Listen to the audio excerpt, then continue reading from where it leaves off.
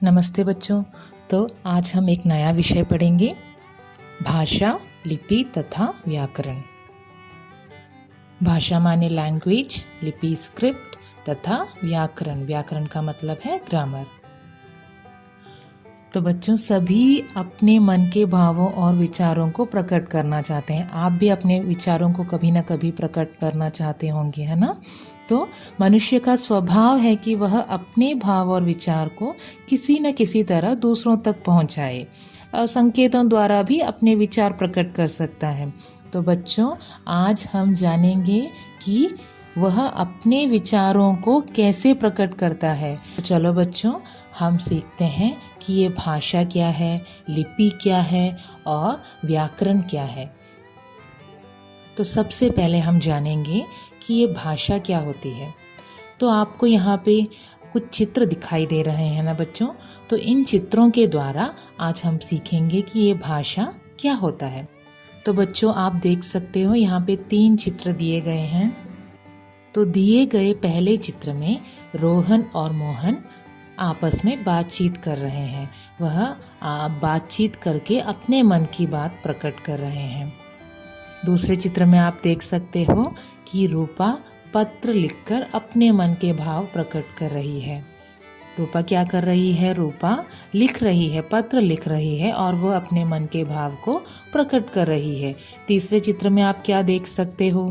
तीसरे चित्र में राहुल और रमा पढ़कर अपने भावों और विचारों का आदान प्रदान कर रहे हैं। तो हम ये जान गए बच्चों कि यहाँ पे तीनों चित्रों में अलग अलग तरीके से उन्होंने अपने भावों और विचारों को भाषा द्वारा प्रकट किया है। यहाँ पे देख सकते हो इन चित्रों में कि यहाँ इन सारे चित्रों में बोलकर, सुनकर, लिखकर तथा पढ़कर वह अपने मन के भावों को एक दूसरे तक पहुंचा रहे हैं। और यही प्रक्रिया क्या कहलाती है? यही प्रक्रिया भाषा कहलाती है। तो बच्चों, हम कह सकते हैं कि भाषा मन के भावों तथा विचारों का आदान प्रदान करता है। मन के भावों तथा विचारों का आदान प्रदान करना ही भाषा है। तो देखते हैं बच्चों, भाषा के कितने रूप हैं। भाषा के 2 रूप होते हैं, मौखिक भाषा और लिखित भाषा। मौखिक भाषा का मतलब है जो मुख द्वारा, स्पोकन लैंग्वेज, और दूसरा है लिखित भाषा, लेखन द्वारा, जिसे हम कह सकते हैं रिटन लैंग्वेज। तो यहाँ पे 2 भाषा के 2 रूप होते हैं, मौखिक भाषा स्पोकन लैंग्वेज, लिखित भाषा रिटन लैंग्वेज। तो बच्चों, हम जानेंगे कि ये मौखिक भाषा क्या होती है, स्पोकन लैंग्वेज। तो मौखिक भाषा की परिभाषा है मुख से बोलकर अपने मन के भावों को प्रकट करना तथा सुनकर दूसरों के मन के भावों को समझना ही मौखिक भाषा है। तो हम क्या कह सकते हैं कि ये मौखिक भाषा क्या है? यह भाषा का वह रूप है जिसके द्वारा व्यक्ति बोलकर अपने भावों और विचारों को प्रकट करता है। तो बच्चों, आप पहले चित्र की तरफ देखिए, वहाँ पे मनु और मीना फोन पर बात कर रहे हैं। वो क्या कर रहे हैं? तो वो फोन पर अपने भावों और विचारों को एक दूसरे तक पहुँचा रहे हैं फोन के द्वारा। अब दूसरे चित्र में देखिए बच्चों, अध्यापिका बच्चों को कहानी सुना रही है। तो अध्यापिका क्या कर रही है? अध्यापिका अपने भावों और विचारों को बच्चों तक पहुंचा रही है। वो कहानी सुना रही है, बच्चों को कहानी सुना रही है। अध्यापिका बच्चों को कहानी सुना रही है। तो हम कुछ और उदाहरण देखते हैं, जैसे कि समाचार वाचन। क्या होता है ये समाचार वाचन? News reading. समाचार वाचन, न्यूज़ रीडिंग। वाद विवाद, डिबेट। भाषण, स्पीच। कविता पाठ, पोएट्री रीडिंग। हाँ, तो ये सब क्या है? ये सब भाषा के मौखिक रूप हैं, उदाहरण हैं उसके। तो आप जान गए होंगे बच्चों कि ये मौखिक भाषा क्या होती है। मौखिक भाषा क्या होती है? यह भाषा का वह रूप है जिसके द्वारा व्यक्ति अपने भावों और विचारों को प्रकट करता है। तो चलो बच्चों, अब हम देखते हैं कि ये लिखित भाषा क्या है। लिखित भाषा, रिटन लैंग्वेज। अब उसकी परिभाषा देखते हैं बच्चों। अपने मन के भावों को लिखकर प्रकट करना तथा दूसरों के मन के भावों को पढ़कर समझना ही लिखित भाषा है। तो क्या है लिखित भाषा? भावों और विचारों को लिखकर और पढ़कर प्रकट करना ही लिखित भाषा कहलाता है। अपने मन के भावों को लिखकर प्रकट करना तथा दूसरों के मन के भावों को पढ़कर समझना ही लिखित भाषा है। उसके उदाहरण देखिए बच्चों, वहाँ पे आप 2 चित्र देख सकते हो। उसके पहले चित्र में माँ समाचार पत्र पढ़ रही है। माँ क्या कर रही है? हाँ, समाचार पत्र पढ़ रही है। और दूसरे चित्र में आप देख सकते हो रोहन अपना गृह कार्य कर रहा है। वो क्या लिख रहा है? वो गृह कार्य कर रहा है, अपना होमवर्क कर रहा है। तो यहाँ पे कुछ और उदाहरण नीचे दिए गए हैं बच्चों, देखिए। समाचार पत्र पढ़ना, रीडिंग न्यूज़पेपर, पत्रिकाएं, मैगजीन्स, रीडिंग मैगजीन्स, पुस्तकें, वो तो आपको मालूम ही है, बुक्स। ईमेल भेजना, ईमेल, सेंडिंग मेल, हाँ, सेंडिंग ईमेल्स। ये सब भाषा के लिखित रूप हैं, है ना। तो यहाँ पे आप लिखित भाषा आप समझ गए होंगे बच्चों कि ये लिखित भाषा क्या है। अपने मन के भावों को लिखकर प्रकट करना तथा दूसरों के मन के भावों को पढ़कर समझना ही लिखित भाषा है, रिटन लैंग्वेज। तो बच्चों आप जान गए होंगे कि भाषा के 2 रूप कौन कौन से हैं, लिखित मौखिक भाषा और लिखित भाषा। तो उनकी परिभाषा भी आप जान गए। अब हम देखते हैं कि हिंदी तथा अन्य भाषाएं, हाँ, तो हम उसके बारे में अब जानेंगे। हिंदी तथा अन्य भाषाएं। संसार में बहुत सी भाषाएं बोली जाती है। हर देश की अपनी अपनी भाषा होती है, वो सब हम जानते हैं ना। हर एक देश की अपनी अपनी भाषा होती है, जैसे जर्मन की जर्मनी, जापान की जापानी, फ्रांस की फ्रेंच आदि। तो आपको बहुत सारी भाषाएं मालूम होंगी। तो अब हम जानेंगे कि ये बोली क्या है। बोली क्षेत्र विशेष में बोली जाने वाली मौखिक भाषा है। क्षेत्र विशेष में बोली जाने वाली मौखिक भाषा ही बोली कहलाती है। तो बच्चों आप जान गए होंगे कि ये बोली क्या होती है। भाषा के जिस रूप को क्षेत्रीय स्तर पर बोला जाता है उसे बोली कहते हैं। बोली भाषा का क्षेत्रीय रूप होता है। बोली का मतलब है लैंग्वेज या डायलेक्ट। अब हम देखते हैं ये राष्ट्रभाषा क्या है। राष्ट्रभाषा जिस भाषा का प्रयोग पूरे राष्ट्र में होता है उसे राष्ट्रभाषा कहते हैं। भारत की राष्ट्रभाषा क्या है? हम सब जानते हैं कि भारत की राष्ट्रभाषा हिंदी है। भारतीय संविधान के अनुसार 14 सितंबर 1949 को हिंदी भाषा को भारत की राष्ट्रभाषा के रूप में स्वीकार किया गया। कब स्वीकार किया गया? 14 सितंबर 1949, 14 सितंबर 1949 को हिंदी भाषा, हिंदी लैंग्वेज को राष्ट्रभाषा के रूप में स्वीकार किया गया।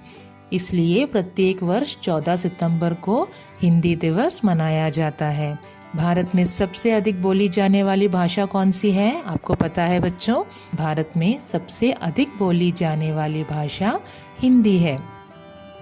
तो आप समझ गए होंगे कि ये राष्ट्रभाषा क्या है। हमारी राष्ट्रभाषा, भारत की राष्ट्रभाषा क्या है? हिंदी है। और 14 सितंबर 1949 को हिंदी भाषा को भारत की राष्ट्रभाषा के रूप में स्वीकार किया गया। और प्रत्येक वर्ष 14 सितंबर को हम हिंदी दिवस मनाते हैं। और भारत में सबसे अधिक बोली जाने वाली भाषा हिंदी है। अब हम देखते हैं भारतीय संविधान में स्वीकृत अन्य भाषाएं कौन कौन सी हैं। हिंदी, पंजाबी, डोगरी, असमिया, बंगाली, कोंकणी, मराठी, गुजराती, ओडिया, कश्मीरी, मलयालम, कन्नड़, तेलुगु, तमिल, बोडो,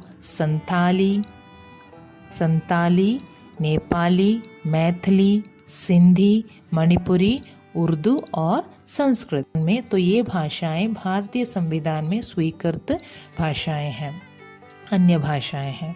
तो आप जान गए होंगे बच्चों हिंदी तथा अन्य भाषाओं के बारे में। अब हम देखते हैं ये लिपि क्या होती है।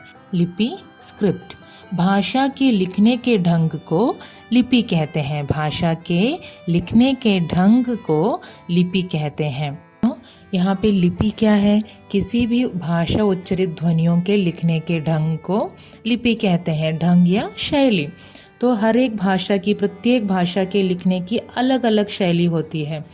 तो यहाँ पे हम जानेंगे कि हिंदी भाषा की लिपि क्या है। हिंदी भाषा की लिपि है देवनागरी। हिंदी भाषा की लिपि देवनागरी है। तो हमेशा याद रखिए बच्चों, हिंदी भाषा की लिपि देवनागरी है। प्रत्येक भाषा की अपनी अपनी लिपि होती है। तो हम जानेंगे बच्चों अलग अलग भाषा और लिपियों के बारे में। तो यहाँ पे आप देख सकते हो बच्चों कि यहाँ पे कौन कौन सी भाषा की लिपि, कौन कौन सी लिपि है। तो यहाँ पे भाषा भी लिखी गई है और आप देख सकते हो उस भाषा की लिपि भी लिखी गई है। तो हम देखते हैं बच्चों, पहले हिंदी। हिंदी भाषा की लिपि, जैसे कि आप पहले भी जान गए वो, तो आपको मालूम है बच्चों हिंदी भाषा की लिपि देवनागरी, अंग्रेजी रोमन, संस्कृत भी Devanagari, Urdu Farsi, Punjabi Gurmukhi, Bangla, German Roman, French Roman. तो ये सब हैं अलग अलग भाषाओं की अलग अलग लिपियाँ। तो आप जान गए होंगे बच्चों कि प्रत्येक भाषाओं की लिपि अलग अलग होती है। तो बच्चों अब हम जानेंगे ये व्याकरण क्या होता है। तो व्याकरण वह शास्त्र है जो भाषा को शुद्धता से बोलना व लिखना सिखाता है। भाषा को, जैसे कि अंग्रेजी में भी व्याकरण है ना, उसी तरह अगर हम व्याकरण का प्रयोग अपनी भाषा में नहीं करेंगे तो वह अशुद्ध बन जाएगा, है ना। तो व्याकरण वह शास्त्र है जो भाषा को शुद्धता से बोलना व लिखना सिखाता है। तो बच्चों व्याकरण के सही ज्ञान के अभाव में हमें भाषा के शुद्ध रूप का ज्ञान नहीं हो सकता, क्योंकि भाषा को शुद्ध रूप में बोलने, लिखने, पढ़ने आदि का ज्ञान व्याकरण ही कराता है। तो व्याकरण के माध्यम से ही भाषा को शुद्ध बनाते हैं, है ना। व्याकरण वह शास्त्र है जो भाषा को शुद्धता से बोलना व लिखना सिखाता है। अब हम यहाँ पे देखते हैं बच्चों कुछ उदाहरण। यहाँ पे अशुद्ध वाक्य दिया गया है और उसका शुद्ध रूप भी दिया गया है। सबसे पहले देखेंगे हम, घोड़ा दौड़ रही है। ये अशुद्ध वाक्य है। घोड़ा दौड़ रही है, ये क्यों अशुद्ध हुआ? वहाँ पे देखिए आप, ये क्यों अशुद्ध वाक्य है। यहाँ पे लिखा है घोड़ा दौड़ रहा है, क्योंकि घोड़ा पुल्लिंग है, इसलिए क्रिया भी क्या होगी? पुल्लिंग होगी। तो हम लिखेंगे इसका शुद्ध वाक्य क्या है? घोड़ा दौड़ रहा है। अगला हम देखते हैं, गाय घास खा रहा है। गाय क्या है? गाय यहाँ पे स्त्रीलिंग है और घास खा रहा है। हमने लिखा शुद्ध वाक्य में गाय घास खा रहा है, वो गलत है। तो उसका शुद्ध वाक्य क्या है? गाय घास खा रही है।